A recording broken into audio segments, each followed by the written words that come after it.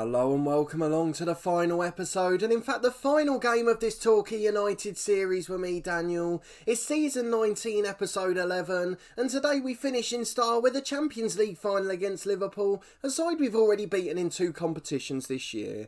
Can we complete a treble of final victory over the Scousers and end the series in style with 6 trophy wins in a final season? We've taken so long to get to the top of the game, and now we've had dominance in our final year of the save. Something I'm really excited about, and I can't wait to get into this final. And although it would be a little disappointing if we lost it, we've still managed to achieve everything we wanted. So we're going to go and get into that in a second. Of course, you were with me last time for the FA Cup final, a brilliant game between us and Southampton. The South Coast teams packing out Wembley and playing a brilliant final, and in the end we did manage to come out on top, ensuring our 5th trophy of the season. We've got pretty much everyone fit today, just Maddie Cater out with his fractured toe, and Lemaitr's not registered for the Champions League either, but Liverpool are missing 3 key players too, particularly Gasepa, who's done well against us earlier in the year, so that is a little sigh of relief for our defenders, but of course we can't afford to get complacent.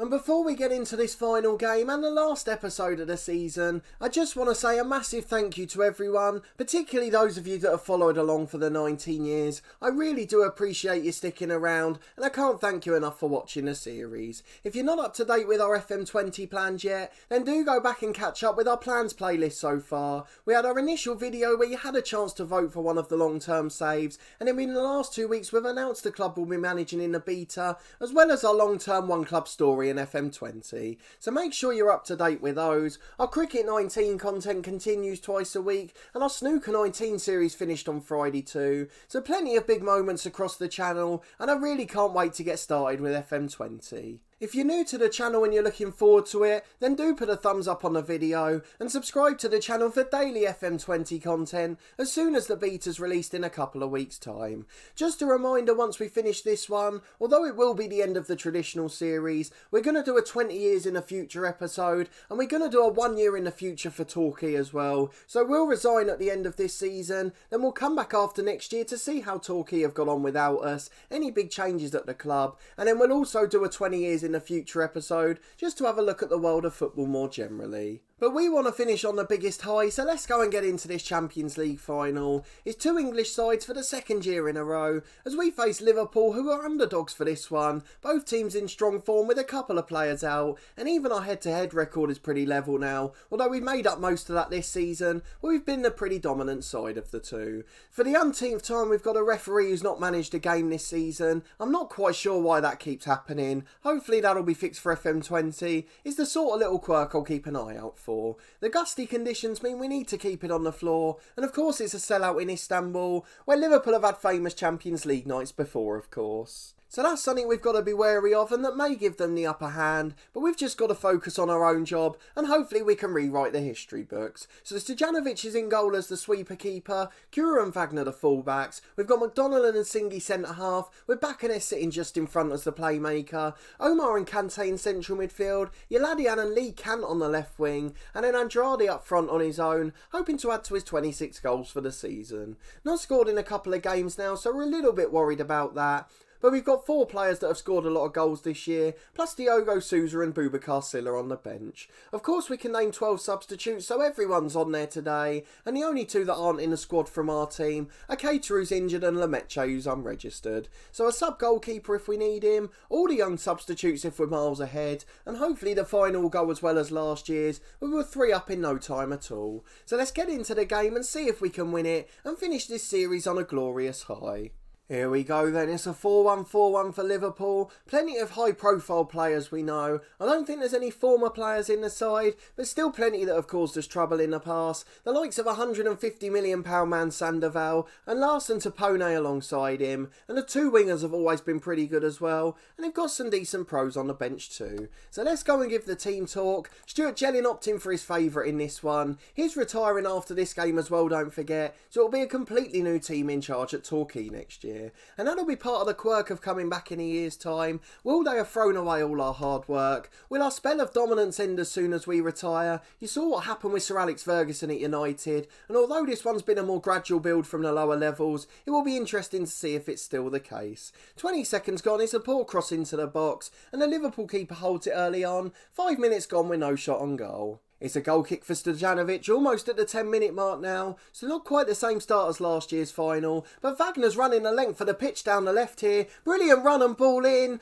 Wagner could have thrown himself at it really. Andrade, in the box, but he gets it back in eventually, drops to Yaladian who scores, and we lead in the Champions League final, and we may well finish in glory yet. A ball in from Andrade, Lee Kant knocks it down, and Yaladian from 2 yards just pokes it in. I'm not sure why Kant hasn't been given the assist there.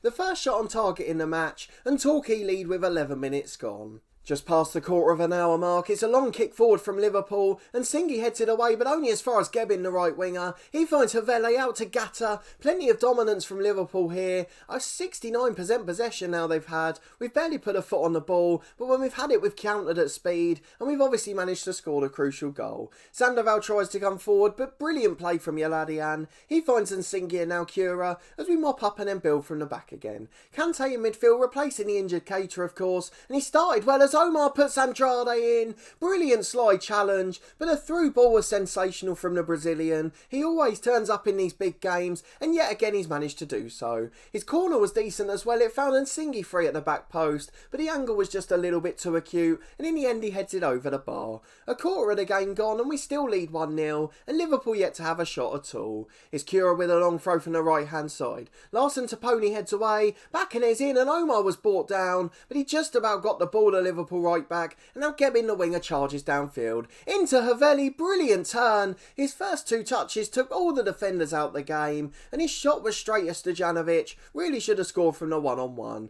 It's gone down as a clear-cut chance, the first of the match, but fantastic goalkeeping from Stojanovic. He may well be the hero again. Gebin shoots from 25 yards on the follow-up, and a brilliant save again down to his right. Our keeper's come to life when needed, and that's the sign of a world-class number 1. Hasn't had to do anything for nearly half an hour, and then switches on and makes 2 brilliant saves. It's Freitas to Mendes who gives it away. The highlight ends with half an hour gone, and we've had our first warning signs from Liverpool there, but we tend to the break, we still lead 1-0.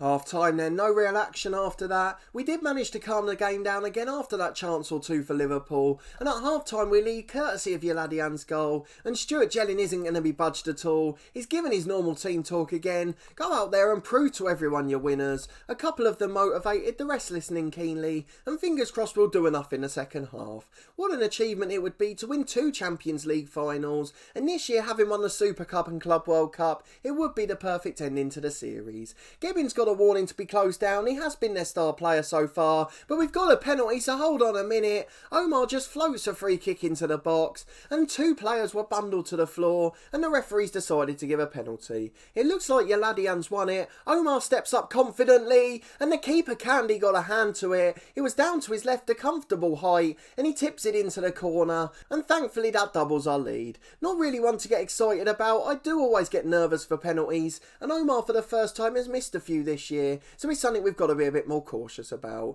Liverpool had a free header from the resulting corner at the end, but afterwards it was headed over the bar, and Wagner's coming forward on the left again. Cuts it inside to Kante in midfield. 10 minutes now gone in the second half, and we're still keeping it well. Omar gets it wide to Cura, and hopefully in this series there's Kant's in again. The first one's tipped onto the bar, and he puts the rebound in. Ignore what I was going to say, the final is over. I apologise to headphone users, but we lead 3-0, and I am a very happy man. The legacy is going to be imprinted. A fantastic finish to the series. We lead 3-0 in a Champions League final as Omar puts in a corner. McDonald scores the header. It's 4. What a fantastic performance. We're now running riot in Istanbul, and even Liverpool can't come back from this. 25 minutes remaining. The Champions League is won again. We've retained Europe's toughest trophy, and as Mendes gets a diving header away, Kante tries to test the keeper again. It's blocked on the edge of the box, but Bakanez gets it to Kant. Look at the confidence in the team here.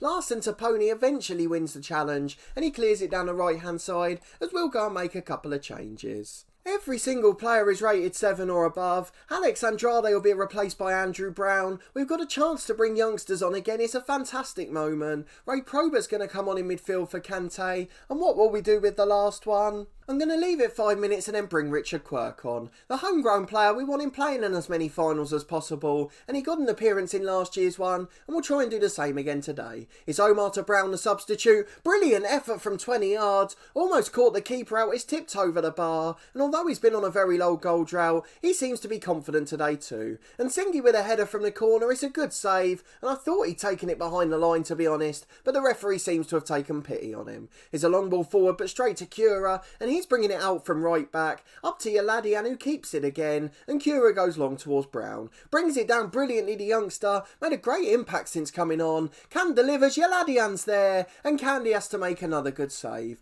What a wonderful performance here. Every single player stepping up to the plate, and we're going to give Cura a rest for the last 10 minutes. He's on 76% condition, one of the worst in the team, and Richard Quirk, the homegrown player, comes on. I know he's 27 or 28 now, but I will never get sick of bringing him on. A really decent level right back, to be fair, and if Cura wasn't the best right back in the world, he'd be playing far more than he is. It's Costa to Gebbin in midfield for Liverpool. Sandoval now finds Beach a substitute, cleared long by Wagner. Mendes clears, but we've won it back again. Omar and Kant going long towards Brown. The centre-half's missed it and Brown's in. Beats one and he's blocked. Surely that's a foul. His legs were taken away and he ended up miss-kicking it, but it's still 4-0, so we won't complain too much. But Andrew Brown scoring the final goal of the series could have been the most special moment of them all. His Larson to Pony nicking it from a throw-in. Charles Shooter McDonald clears away. The lads are still so focused on that clean sheet. It's been almost the perfect performance in this match. Andrew Brown scoring would be the icing on the cake. We asked 2 or 3 years ago, would he have time before the end of the series to really make it and be one of the best players?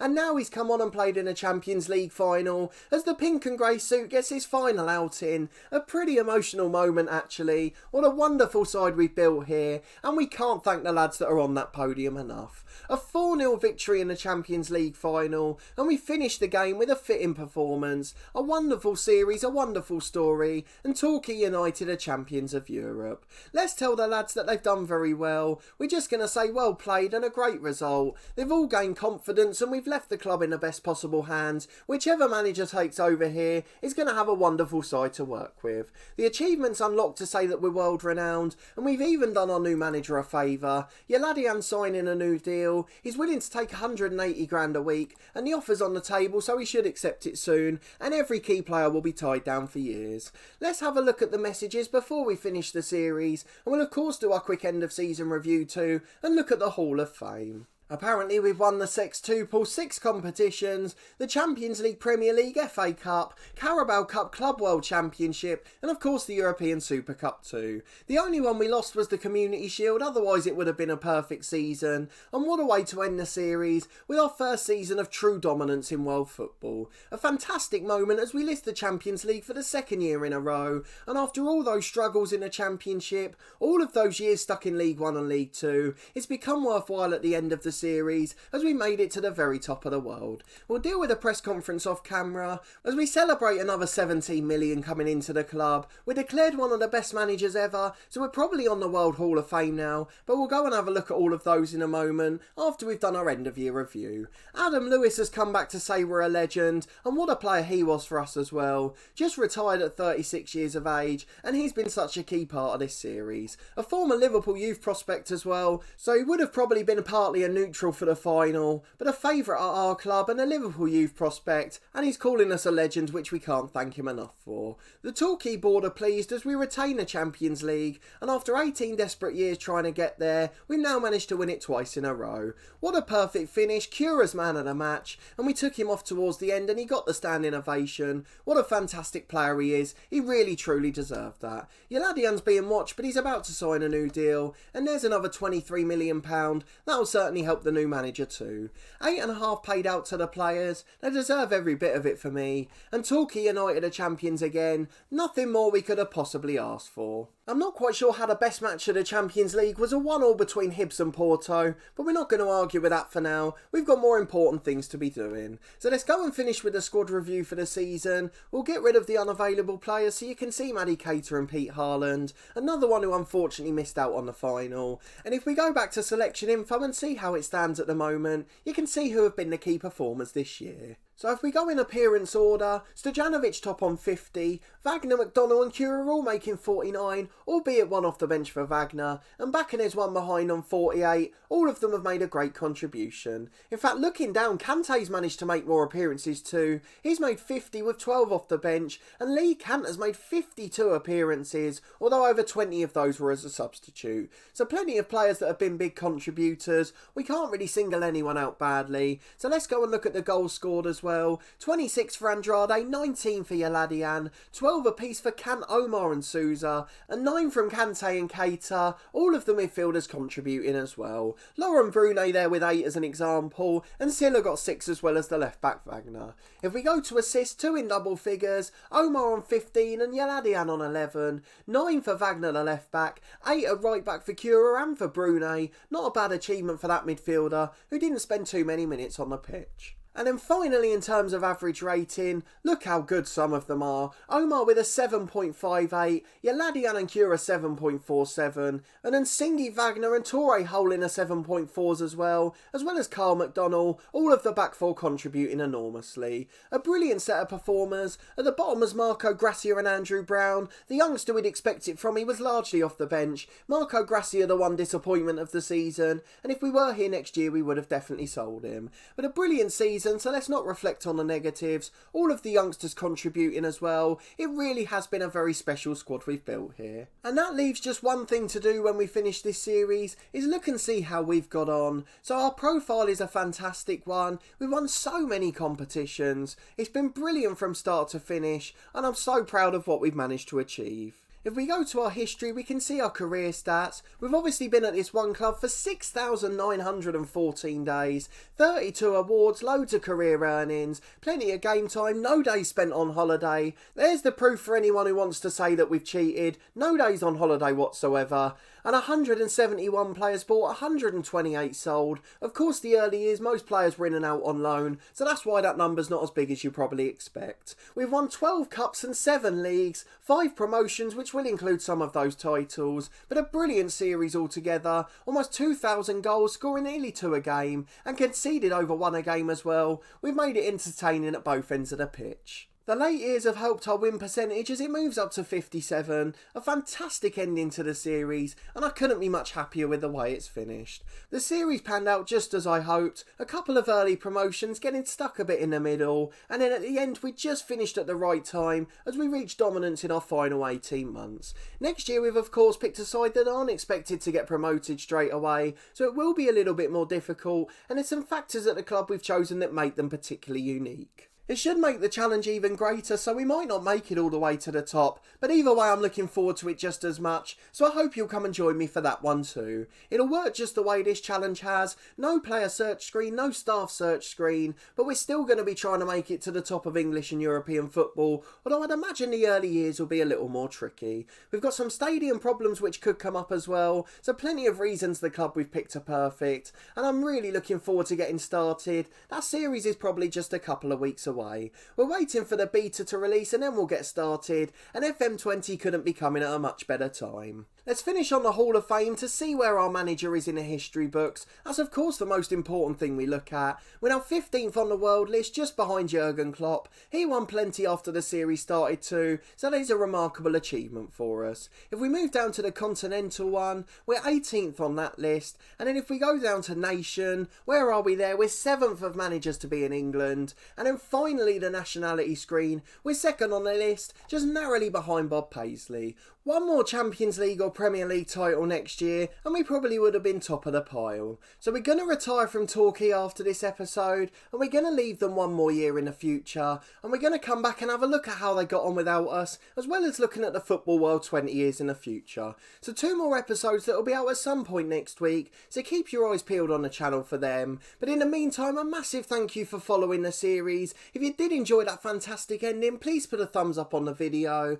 Let me know down in the comments what you thought of the series, the way we managed to reach dominance in the end. You can see we had a sticky spell where we were trying to survive in the Premier League, and we had a few years where we were stuck down in the Championship too. But it's all worthwhile in the end as we've made it to the top of the game, and look where we are in the Hall of Fame. We've certainly become a world superstar. You can see our other head coach manager is down in 4th place on the list there, so if you haven't seen that series, it's a perfect time to go and catch up. But in the meantime, subscribe to the channel for daily FM20 content as soon as the beta's released in a couple of weeks. We've got our club plan for the long-term story and for the beta save, so there'll be daily content as soon as the beta's out, and I cannot wait to get started with both. There'll also be 2 episodes a week from Cricket 19, every Tuesday and Saturday at midday. We're trying to become Test captain and win the Ashes like Alistair Cook did, the player we're trying to emulate in our series. And then finally, as I mentioned, our Snooker 19 career came to a conclusion on Friday, so if you haven't yet seen the final episode, please do go back and check it out. But a massive thanks for watching this one and your continued support with the channel as always.